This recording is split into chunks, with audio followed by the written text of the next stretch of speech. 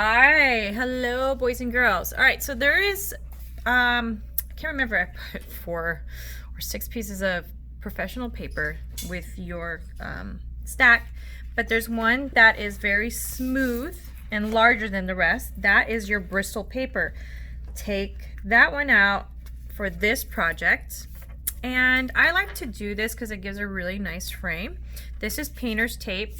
You don't want to press down too much because when you try to take it off, it could rip your paper, but it's better than Scotch tape and any other tape. So you put a nice frame around your work of art so that if you ever want to frame your art, you can do that. Next step, you're going to take your photograph. Now I'm going to show you, this will be the Roy Lichtenstein slash Romero Britto. So it's all about juxtaposition, right? So if you don't know what that is, look it up, or I will send the definition with you.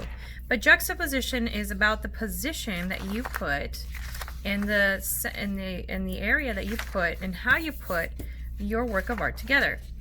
Everybody always wants to centralize it and make it the focal point, but I like to offset it a little bit because this way it adds a little bit more to your work of art, not just always centralizing everything. So I'm going to put my paper down there. I'm going to take some more painter's tape and I'm going to tape just one area. And again, make sure that it's in the spot that you want your pictures to be. Okay, so I'm going to tape it down. Now, if you already colored the back with graphite pencil, awesome. If not, do that. This is graphite paper. You can buy this in the art stores. I have some laying around, so obviously I'm going to use it. I'm going to put it down behind my work of art. I'm going to start from here and then work my way down. Remember, it is very important to use a color you can see. So I'm going to use a green to trace out my image. Now it's very important you trace it out with a color. Let me get this paper out. You trace it out with a color that you can see, because if not, then you're not going to know or see where you left off. Now what we're doing is called contouring. We are contouring our image. Contouring is just working on the outline of our image, kind of spacing areas out as so. When it comes to this type of artwork, we don't want to do too much detail. This is what allows the artwork to look kind of like that style of pop art and the Romero Britto feel. Romero Britto, Roy Lichtenstein, Andy Warhol, and all that fun stuff. So I'm going to outline until I'm done. And why we tape this down, so if I need to look at where I'm at, see, my paper doesn't go out of place. So I know that I'm going to trace back exactly where I started. It's not going to move. That's a trick of art and doing this tracing. So you want to make sure you're on your lines. If you have like these dark spaces like that, sometimes it's good to outline that, because when you color it in and you have some spaces you can color in. See how I'm kind of getting his spots here, going around the eye, and I want to do the pupils. I want to get that pupil, and that goes with if you're doing facial features and all that, you got to make sure you put those things in. I'm gonna have his whiskers right here too, and I'm gonna kind of go around this darker area because that's representing his eyebrows, his cute little eyebrows. This is my dog Hulk. He is an American bully. He is a year and a half now. He's a big boy. Big boy. So I thought it would be fun to do my little doggy, because he's so cute. Okay. Now, if you have something in your image that you don't want to have, you don't have to do it.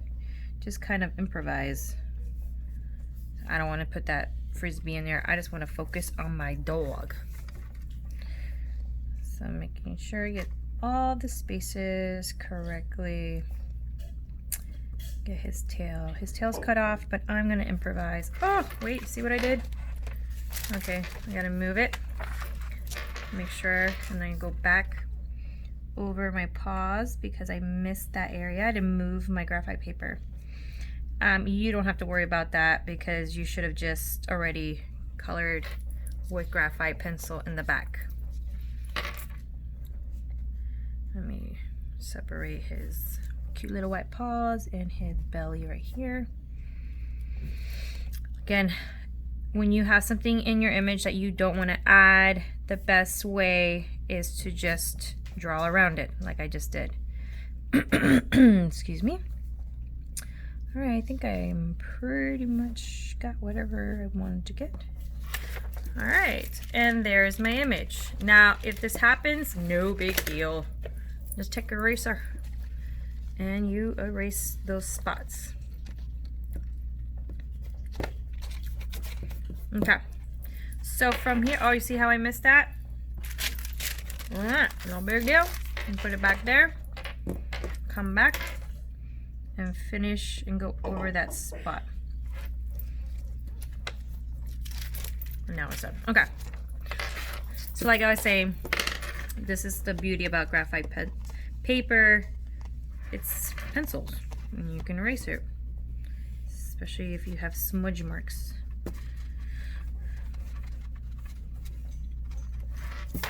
All right, so this is gonna be a Romero Britto. Romero Britto is very much thick lines. But before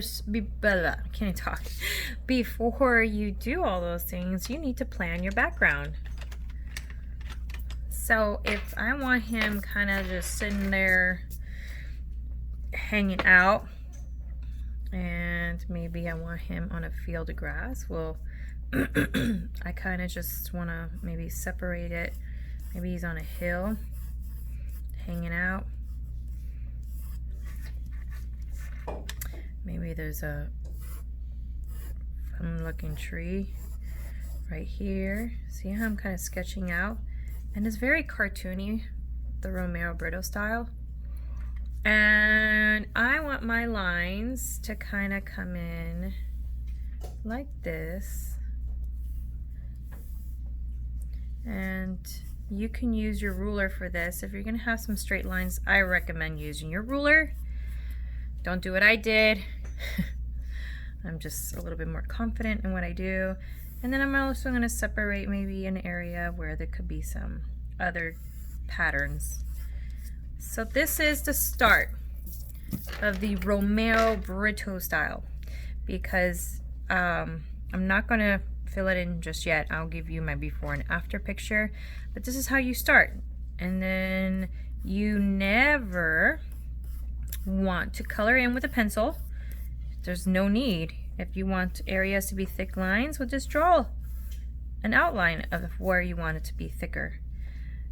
The face may come a little bit thicker, but you're just right now outlining. If you want certain patterns in these spaces, well then draw the patterns that you want. Okay, do you want polka dots? Remember, he has patterns in everything he does. There's some solid areas, but I need to see at least 3 to 4 different patterns. So it shows me that you researched his style. I think maybe in here I'm gonna have this type of pattern. I don't know yet. This is just brainstorming. Pick your colors. It's very colorful. Pick a color scheme. It's very important. Warm colors, cool colors, monochromatic colors, primary colors, secondary colors. It's very important to pick out your color scheme. So this is for Romero Britto. I think that's it for right now. Yep, let me make sure. Again, you're going to be working on your patterns and what you want. And then I'll show you how to kind of make this that abstract. But for right now, let's work on this. Okay, thanks. Bye-bye.